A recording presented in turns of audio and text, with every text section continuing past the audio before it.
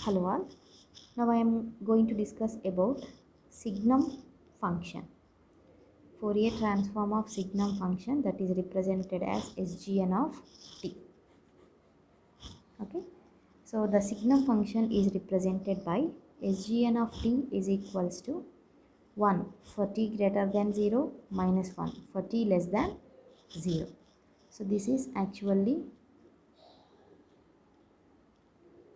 the signum function.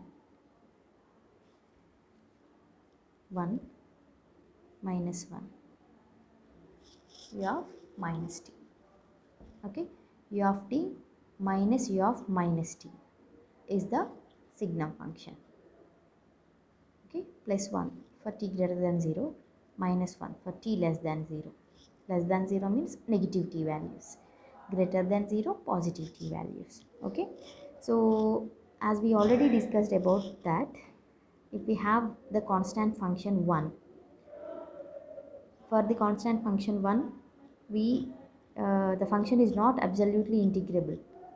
In the last session we have seen, so like that we are having here signum function also 1 minus 1. So here the function is not, the given function is not absolutely integrable, not absolutely integrable. So we cannot directly find its Fourier transform. So therefore let us consider, we can't do its Fourier transform. So let us consider a function which is making this function absolutely integrable. Okay, absolutely integrable. If we want to make any function absolutely integrable, we have to multiply this function with another function such that that answer, we have to get the answer which is less than infinity, or we have to multiply this function with another function which is tending to 0, like exponential function, decreasing exponential function. If I multiply this function with increasing exponential function, increasing means as t value is going on increasing, this function is going on increasing. We won't get the answer which is less than infinity after doing the integration, because as t tends to infinity, the curve is going on increasing, the area is going on increasing. At t is equal to infinity, the area will be infinity only, right? So we have to get absolutely integrable signal or function by multiplying this function with either with the bounded signal, cannot with unbounded signal. We have to multiply this function with a bounded signal. So now let us consider the function. What I am considering is e power minus a into modulus of t into SGN of t. Okay, if I substitute the limit and also substitute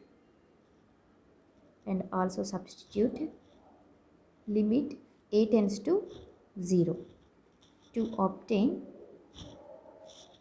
the SGN of t, right? To get SGN of t, I have to apply a is equal to 0. If I substitute a is equal to 0, e power 0 value is 1 only. So we have to multiply the SGN function with e power minus modulus of t with the limit a tends to 0. Then this function is absolutely integrable function.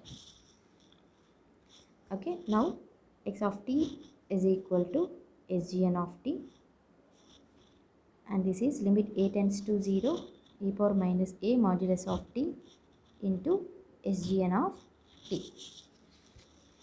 So here limit a tends to 0.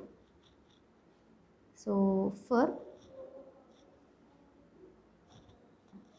negative values it is e power at, for positive values e power minus at.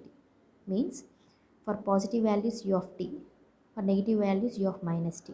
Positive means you have to substitute plus t, so e power minus at. Negative means you have to substitute minus t. E power minus a into minus t will become e power a t into e of minus t. Right? Now, formula x of omega is equal to integration minus infinity to infinity x of t into e power minus j omega t into dt. This is x of t, limit a tends to 0, e power minus at into u of t minus e power at into u of minus t into e power minus j omega t into dt. Now go for individuals. So limit a tends to 0, minus infinity to infinity, e power minus at into e power minus j omega t. So minus taking common, a plus j omega t into dt minus infinity to infinity. So here u of t is there, e power at into e power minus j omega t. So e power a minus j omega into t into u of minus t into dt. Now limit a tends to 0, u of t only right side, only positive values. So integration will change to 0 to infinity e power a plus j omega t into dt. And here the limits are changed, negative values, so minus infinity to 0. So e power a minus j omega into t into dt. Okay. Next, limit a tends to 0. Here integration, whatever we did for the last session, that is e power minus a two-sided real function, the same we have to do.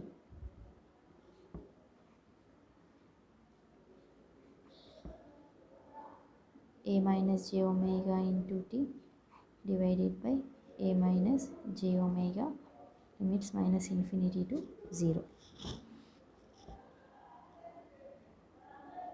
Okay. Okay, in the last session we have taken here the limits 0 to infinity by making it minus t. So now limit a tends to 0, e power minus infinity minus e power minus 0 divided by minus of a plus j omega minus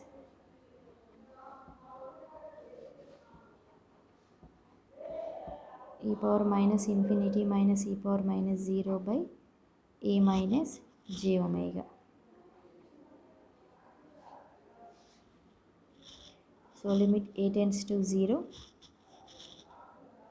1 by a plus j omega, 1 by a minus j omega.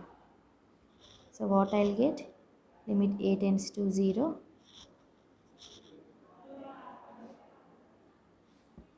a minus j omega minus a minus j omega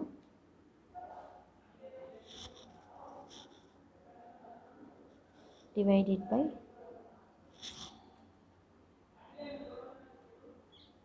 a square plus omega square.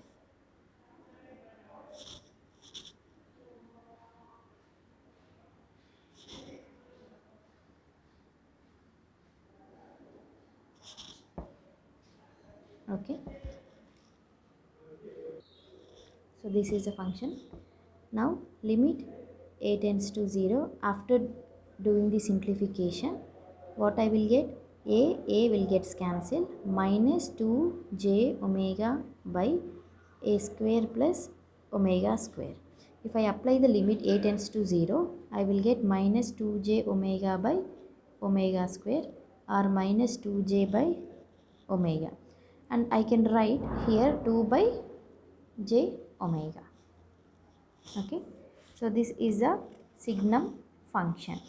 So Fourier transform of signum function will give us 2 by j omega, or signum function Fourier transform will give us 2 by j omega, like this. Okay. Next, similarly, another problem.